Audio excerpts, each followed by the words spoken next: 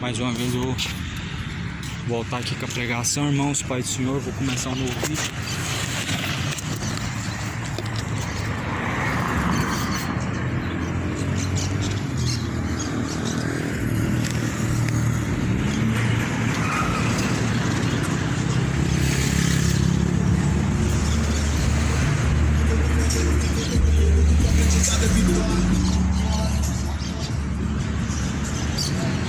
Graças a Deus.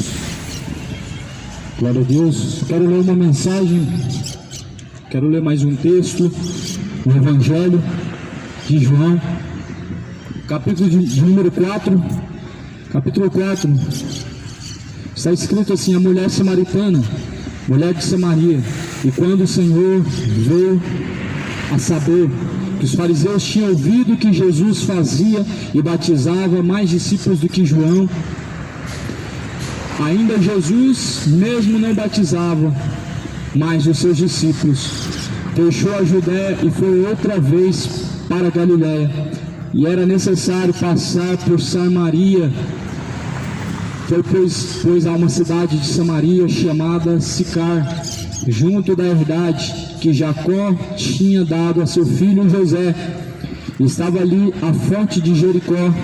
Jesus, pois, cansado do caminho, então ele assentou-se assim junto da fonte.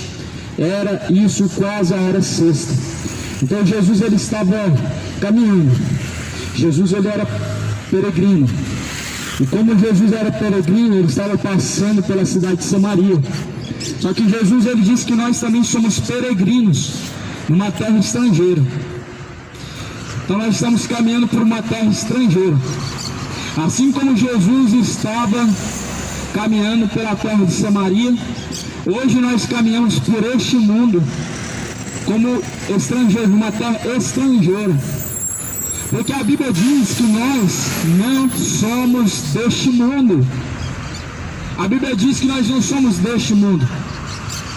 Nós estamos aqui de passagem. A Bíblia diz que nós não somos deste mundo. Jesus ele diz que a nossa pátria é o céu. Livro de Filipenses, na carta a Filipenses, está escrito: mas a nossa pátria vem do céu, aonde nós esperamos e aguardamos a nossa salvação. Então Jesus ele estava ali como peregrino na cidade, numa das cidades de Samaria, chamado Sicar. E veio uma mulher de Samaria tirar água. Preste atenção. E ela disse: dá-me de beber. A mulher pediu para Jesus. Jesus pediu água. Ele disse: dá-me de beber, para a mulher de Samaria, porque ela estava junto de um poço que foi cavado pela família de Jacó. Jacó bebeu desta água, e agora Jesus ele estava sedento depois de uma viagem longa, porque Jesus caminhava. Jesus não tinha nenhuma jumenta para andar. A jumenta que Jesus entrou em Jerusalém foi emprestada. Só que os pastores de hoje eles são ricos, eles são milionários. E Jesus nem uma jumenta tinha para andar. Então Jesus deu exemplo, porque Jesus pregou: é mais fácil passar um camelo no fundo de uma agulha do que o rico entrar no reino de Deus. Jesus deu exemplo, porque a Bíblia diz que Jesus, sendo rico, ele se fez pobre neste mundo para nos fazer ricos para com Deus. Jesus estava com sede e ele pediu: dá-me de beber, porque os seus discípulos tinham ido à cidade para comprar comida. Disse-lhe, pois, a mulher samaritana: como sendo você judeu, me pedes de beber a mim, que sou mulher samaritana? Porque os judeus não se comunicam com os samaritanos. Aqui Jesus, uma das primeiras coisas que ele fez contrário à lei, uma das coisas foi não fazer acepção de pessoas. Não é assim que a Bíblia diz? A Bíblia diz que Deus não faz acepção de pessoas. Jesus, ele não fez acepção dos samaritanos. Jesus ele pediu logo a quem? Jesus estava de frente a um poço de água, na cidade de Samaria, na cidade de Sicar, em Samaria. Ele pediu, dá-me de beber. Naqueles tempos não conversavam judeus com os samaritanos, e Jesus era judeu, e ele estava pedindo agora para uma mulher samaritana água. E então aqui está escrito: eu disse, pois, a mulher samaritana, como sendo tu judeu, me pedes de beber a mim, que sou mulher samaritana? Porque os judeus não se comunicam com os samaritanos. Os judeus não se comunicavam com os samaritanos. Mas por que Jesus estava falando com uma pessoa de uma outra cidade, com um povo que os judeus não conversavam? Porque Deus não faz acepção de pessoas. Havia acepção de pessoas antes de Jesus, mas quando Jesus veio, o véu foi rasgado. Quando Jesus foi pendurado no madeiro, o véu foi rasgado, foi cumprido, foi consumado. Então aqui a mulher estranhou, e ela disse, mas como tu me pede água? Você não é um judeu, eu sou uma mulher samaritana. A mulher dizia para Jesus, a qual ele mesmo pediu água, porque estava com sede. Só que veja bem, agora ela vai pedir a água para Jesus também. Vai dizer no versículo de número 10: se tu conheceras o dom de Deus, e quem é o que te diz, dá-me de beber, tu lhe pedirias e ele te daria água viva. Agora Jesus está falando um mistério. Se você soubesse com quem você está agora conversando, você me pediria água e eu te daria água. Jesus não estava falando de um copo de água, não estava falando de uma água que corre no rio, que corre em qualquer lugar, mas a água viva que vem do céu. Era essa água que Jesus estava falando. Ou seja, Jesus, ele é a fonte da água viva. Ou seja, essa saciedade que essa água traz, que é Cristo Jesus, sacia a alma. A alma só pode ser saciada com Cristo. Somente na palavra de Cristo a alma pode ser saciada.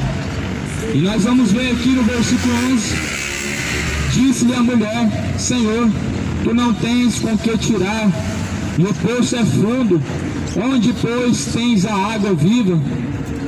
A mulher então começou a interrogar Jesus, porque estava muito admirada, primeiro, dele conversar com os samaritanos, e segundo, estava admirada porque ele estava falando de uma água milagrosa. Olha a água dos milagres, olha a água dos milagres que Jesus estava falando.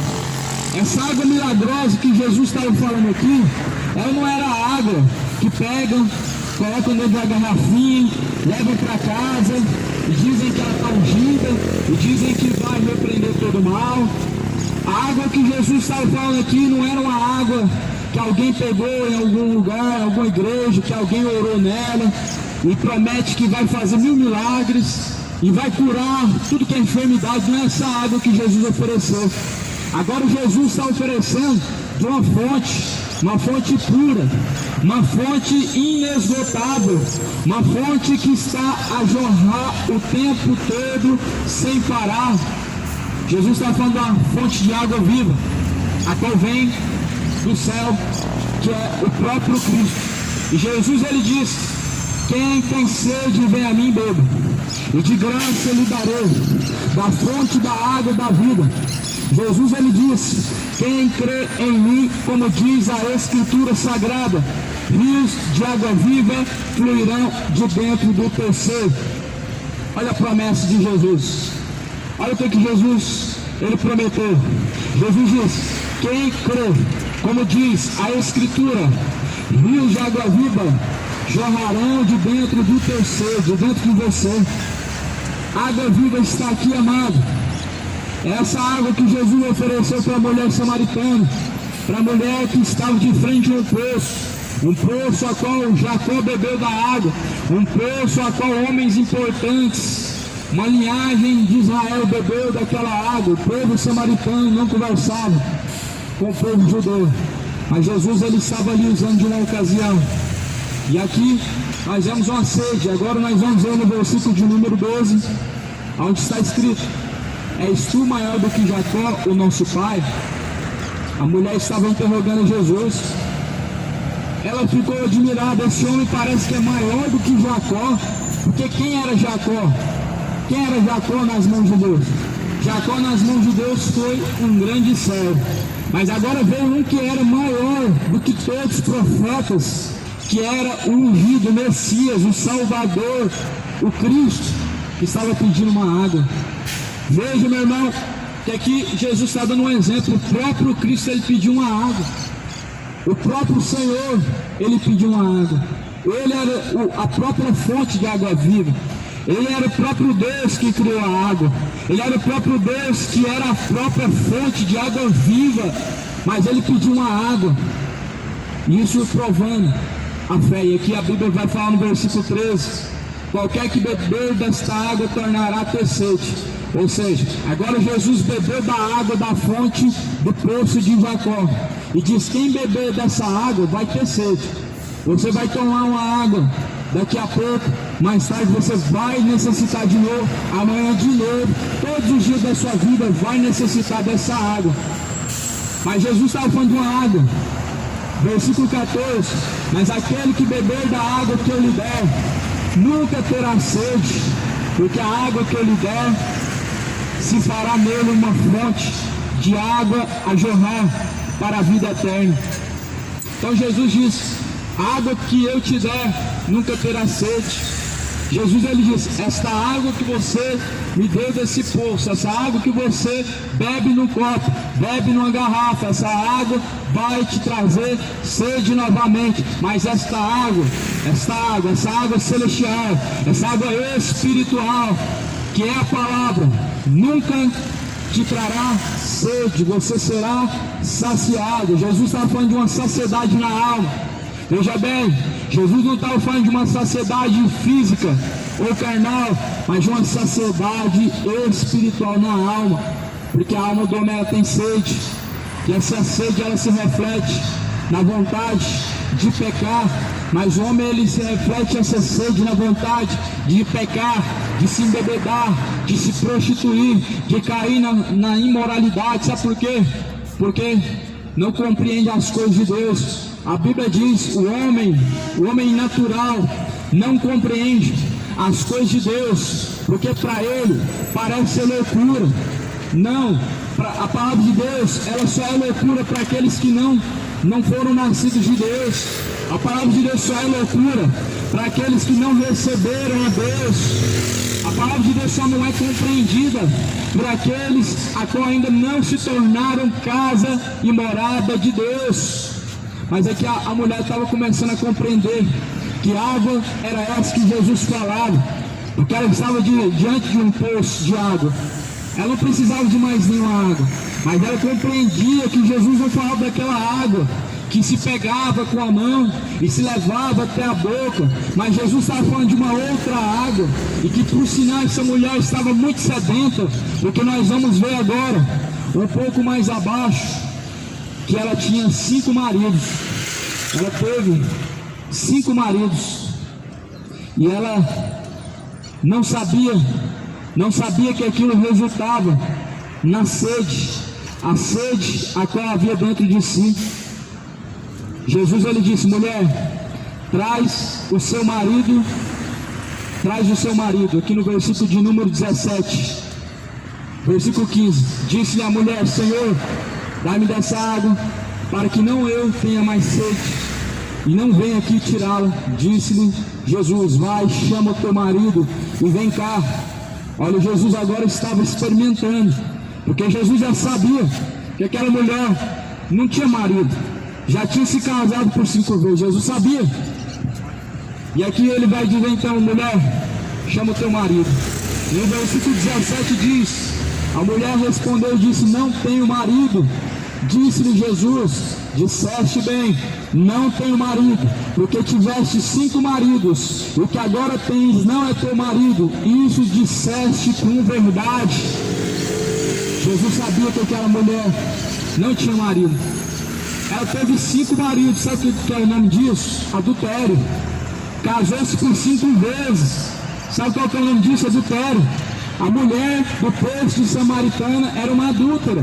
Mas o que Jesus falou para ela? Mulher, tu é uma adúltera? Não. Ele disse, mulher, tu disseste bem, não tem marido, porque é verdade, esse marido que você tem não te pertence. Então Jesus, ele apenas confirmou aquilo que estava no coração dela, ou seja, todo ser humano tem consciência do seu pecado, mas a palavra de Deus vai confirmar que aquilo verdadeiramente está afligindo a Deus, está ferindo a Deus. A palavra somente vai confirmar, a palavra somente vai refrescar ainda mais a memória, porque todos nós temos dentro de si próprio a consciência de que tais caminhos estão retos ou não diante de Deus. Então veja a sede dessa mulher. Jesus queria oferecer uma água para ela. Mulher, se você soubesse quem sou eu, me pediria água, eu te daria da água da vida. A água que Jesus ele deu para essa mulher fez não somente com que ela abrisse os olhos espirituais e pudesse compreender as coisas de Deus, mas que agora ela tivesse força para poder vencer o pecado. Porque Jesus ele disse que ela não tinha marido, depois de ter se casado por 5 vezes. Qual que foi a atitude? Jesus disse, mulher, disse-lhe a mulher, Senhor, vejo que és profeta. Nossos pais adoraram neste monte, e vós dizeis que é em Jerusalém o lugar onde se deve adorar. Uma coisa que nós notamos aqui que Jesus ele disse, a mulher disse para Jesus, o lugar de adorar, porque as tradições, segundo o templo dos judeus, segundo a religião dos fariseus, os judeus eles tinham lugar de adorar. Qual que era o lugar? Era no templo de Jerusalém. Lá era o único lugar de adorar a Deus verdadeiramente. E aqui Jesus vai dizer agora no versículo de número 21, mulher, creio-me que a hora vem, e que nem neste monte, nem em Jerusalém adorareis o Pai. Vós adorais o que não sabem, nós adoramos o que sabemos, porque a salvação vem dos judeus. Mas a hora vem, e agora é que os verdadeiros adoradores adorarão o Pai em espírito e em verdade, porque o Pai procura tais que assim o adorem. Então veja que Jesus agora, ele mostrou que o lugar de adoração não é em Jerusalém, não é no monte, não há um lugar, mas é em espírito e em verdade. Assim é nos dias atuais. Muitos dizem que o lugar certo de adorar é no templo evangélico. Outros dizem que o lugar certo de adorar é no templo católico. Outros dizem que o morro é bem melhor e que está mais próximo de Deus e que é um lugar sagrado. Mas Jesus ele disse, mulher, é chegada a hora, nem no monte, nem no templo se adorará a Deus, mas é chegada a hora em que se adorará ao Pai em espírito, em verdade. Sabe o que é em espírito? Você está sentado, você está com a sua mente adorando a Deus em espírito, você está caminhando, você está dentro do ônibus, mas você está com a sua mente adorando a Deus em espírito. Você está na tua casa, seu joelho está dobrado no chão, você está adorando ao Pai em espírito e verdade. Você está trabalhando, mas está louvando a Deus. Isso é adoração a Deus em espírito e verdade. Adoração a Deus não é somente terça no templo, quinta no templo, domingo no templo. Não é 3 vezes por semana, não é 5 vezes por semana, é em todo o tempo, é andando, é sentado, é no ônibus, é trabalhando, é em casa, é em todo o tempo, porque você é o templo de Deus, o templo de adoração de Deus, o templo da glória de Deus. Somos nós, somos aqueles que assim adoram o Pai em espírito e verdade. Então veja que agora Jesus ele chegou num ponto que ele poderia ser apedrejado, porque segundo a lei, o lugar de adorar era no templo. Segundo a lei, a casa de Deus era um templo feito por mãos humanas. Segundo a lei, era um lugar sagrado, o templo de Jerusalém. Mas Jesus agora está falando que não é o templo de Jerusalém, que é a casa de Deus, o lugar sagrado, onde se deve adorar a Deus. Jesus está falando que agora o lugar de adorar a Deus não é nos montes, não. Jesus está falando, mulher, Olha aqui em João capítulo de número 4, versículo de número 23. Mas a hora vem, e agora é, em que os verdadeiros adoradores adorarão o Pai em espírito e em verdade, porque o Pai procura a tais que assim o adorem. Deus procura os que o adorem em espírito e em verdade. Cadê os adoradores verdadeiros de Cristo? Cadê os que adoram a Cristo? Não a criatura, não a Maria. Não, a Aparecida não é digna de adoração, de veneração, de honra, de glória. É somente Jesus, é somente a Cristo que nós devemos prestar culto. A nossa adoração é um culto, a nossa veneração, nosso tempo é um culto. O tempo que nós dedicamos, ou ele é culto a Deus, ou ele é culto aos demônios, ou é culto a Deus, ou é para si próprio. Você escolhe o que você vai fazer através do teu corpo. Ou você vai adorar a Deus, ou você vai adorar a criatura. Ou você vai adorar a Deus só 3 vezes por semana, quando for para o templo, para o culto. Ou você vai adorar a Deus a todo momento, em espírito e verdade, no pensamento, no falar, no caminhar, na sua conduta dia a dia. Aqui no versículo 24, Jesus diz: Deus é espírito. Importa que os que o adorem em espírito e verdade. Veja que Jesus diz: Deus é espírito. Então veja bem, espírito não tem carne, espírito não é palpável, espírito não pode ser visto, espírito não é algo que você vê e fabrica alguma imagem, semelhança daquele espírito. Não, Deus é espírito. Se Deus é espírito, não tem como você criar uma imagem de Deus e falar que viu a Deus, porque Deus nunca pôde ser visto, Deus nunca pôde ser apalpado pelo homem. O único que viu a Deus foi o Filho, e o Filho revelou o Pai, mas somente o Filho viu o Pai. E Jesus ele diz: ora, somente o Filho conhece o Pai, somente o Pai conhece o Filho, mas não são dois deuses. Jesus diz: quem vê a mim vê o Pai, eu e o Pai somos um só. 2 em 1. Jesus está no Pai, o Pai está em Cristo, não há confusão, não são 2 deuses, não há 2 senhores, só há um Senhor. E aqui a Bíblia está falando que Deus ele procura verdadeiros adoradores que adoram ao Pai em espírito e em verdade. Adorar a Deus em espírito e verdade, meu irmão, não é com algum objeto religioso. Isso não é adoração a Deus. Adoração em mais escultura não é adoração a Deus. Adoração a algum boneco com a semelhança de alguma coisa que há nos céus não é adoração a Deus. Alguma imagem, artifício feito pelas mãos dos homens não traz adoração a Deus. Acender vela nos pés de uma imagem de escultura é feitiçaria e não adora a Deus, não reverencia a Deus, não honra a Deus. Sabe por que não honra a Deus? Porque quebra o mandamento de Deus, que é o que está escrito em Êxodo 20: não farás para ti imagem de escultura, nem semelhança alguma do que há no céu, ou do que há na terra. Não se prostrará diante delas, porque sou eu, Senhor teu Deus, que te tirei da terra do Egito, que visita a maldade dos pais, dos filhos, até a primeira, segunda e última geração daqueles que me aborrecem. Então a verdadeira adoração a Deus não está relacionada com imagem de escultura. Imagem de escultura não está relacionada com adoração a Deus, não está relacionado com culto a Deus. A imagem de escultura não tem relação nenhuma com Deus. A imagem de escultura é uma desonra a Deus, porque quebra o segundo mandamento e o primeiro mandamento de Deus. Quebra o segundo mandamento de Deus. O primeiro é não ter outro Deus. O segundo é não fazer uma imagem de escultura e não se prostrar diante da imagem de escultura. Mas será que esse mandamento hoje as religiões conservam? Será que as religiões hoje conservam este mandamento? Eu te digo que uma fonte lucrativa hoje é a venda de imagem de escultura. E o catolicismo romano está enriquecendo às custas do nome de Deus em cima de imagem de escultura.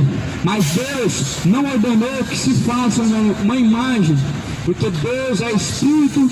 Não importa que os que o adorem em espírito e em verdade. Olha o versículo de número 25. A mulher disse: eu sei que o Messias, que se chama o Cristo, vem. Quando ele vier, nos anunciará tudo.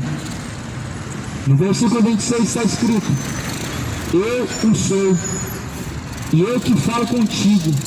Jesus, ele diz: eu sou o Messias. Jesus, ele revelou para a mulher samaritana que ele era o próprio Messias.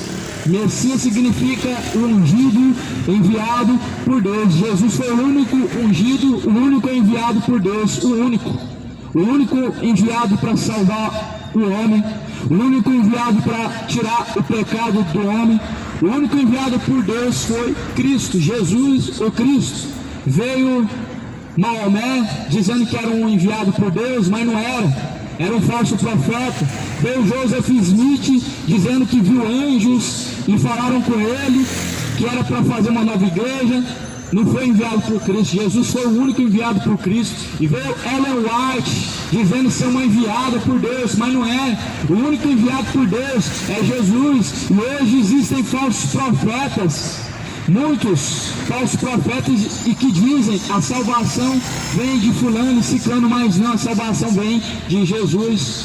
Não devidos ao falso evangelho, não devidos a falsos profetas. Por isso, leia a Bíblia, conheça as Escrituras Sagradas, para você não dar ouvidos à voz do engano, à voz do diabo, mas ouça a palavra do Senhor, porque ela é salvação, porque ela é vida e ela traz vida com abundância.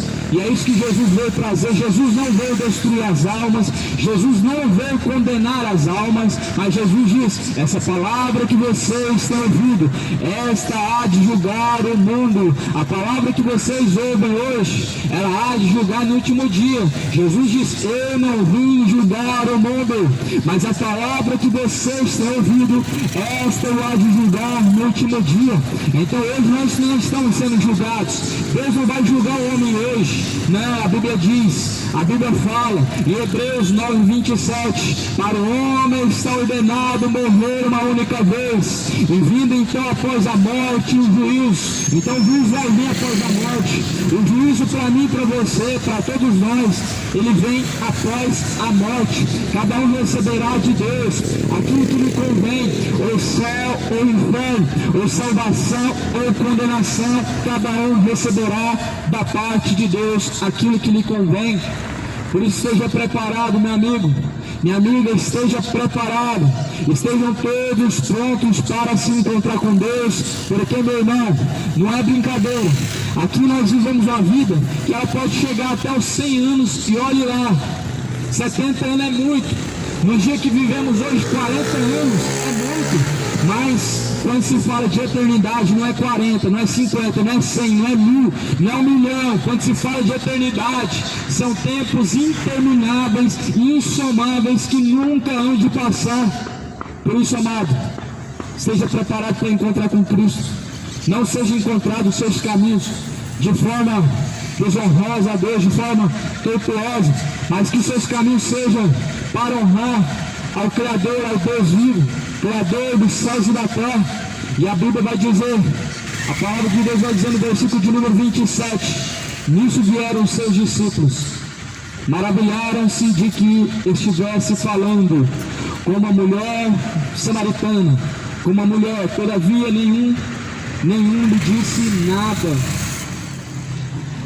Que perguntas, ou porque falas com ela? Deixou, pois, a mulher o seu cântaro, ou seja, o que colocava água se chamava cântaro, era como se fosse uma jarra de água feita de barro. E foi à cidade, e disse àqueles homens: vinde e vede um homem que me disse tudo quanto tenho feito, porque porventura não é este o Cristo? Saíram, pois, da cidade e foram ter com ele.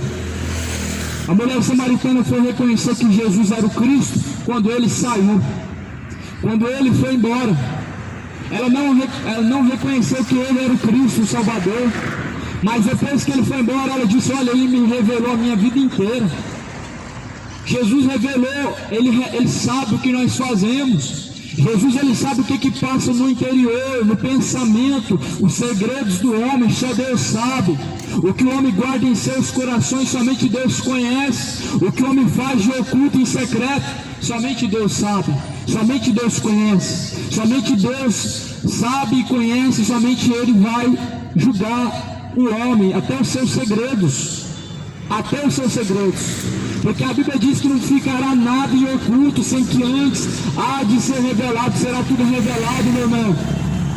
Vai ser dia de vergonha para aqueles que caminham em desonra a Deus, mas será um dia de honra e não serão envergonhados aqueles que diante de Deus caminham para a honra.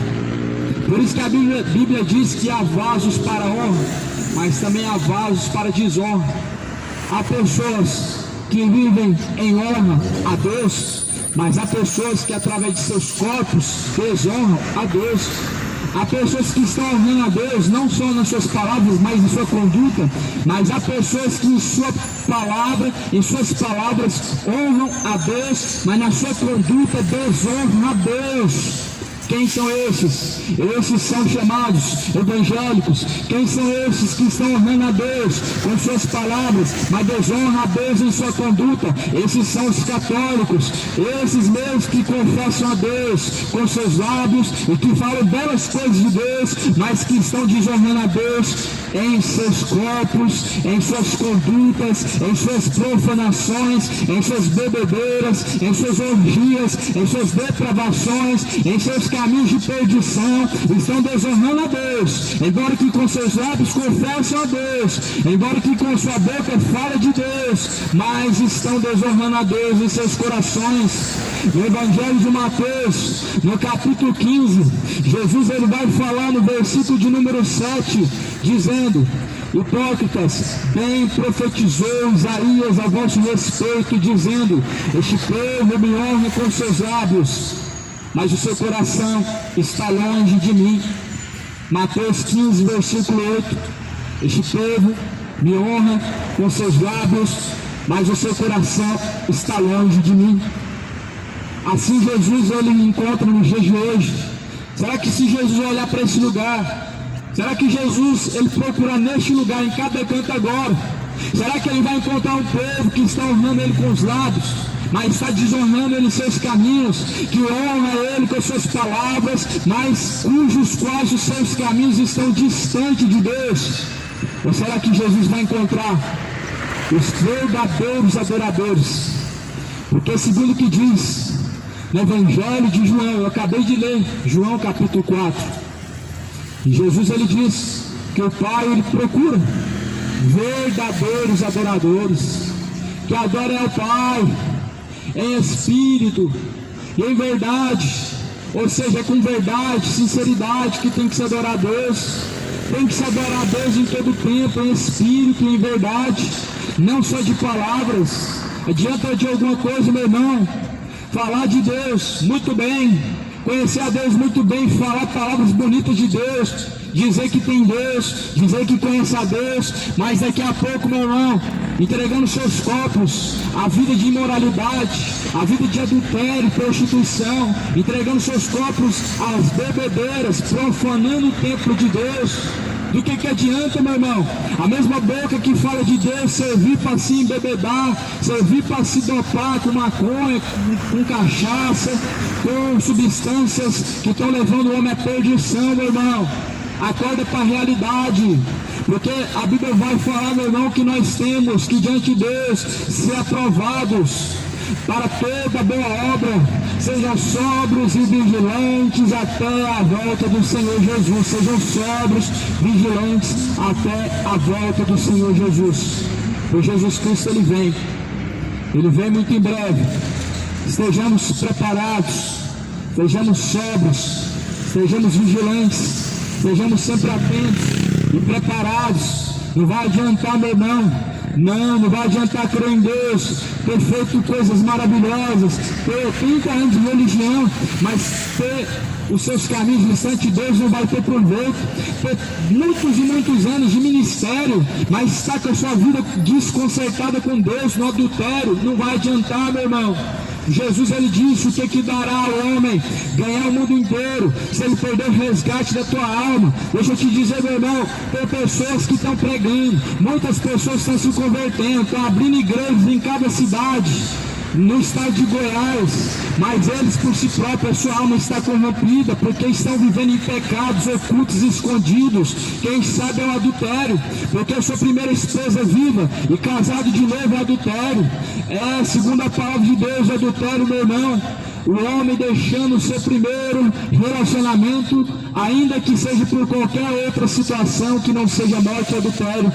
Em Romanos 7 diz: a mulher está ligada ao marido pela lei, enquanto ele vive, de sorte que morrendo o marido, e ela casando de novo, será chamada adúltera.